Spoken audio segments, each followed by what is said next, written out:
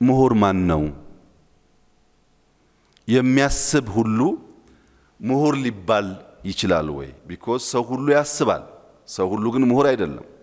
ታዲያ ምሁራን ከሌላው ሰው የሚለያቸው ምንድነው?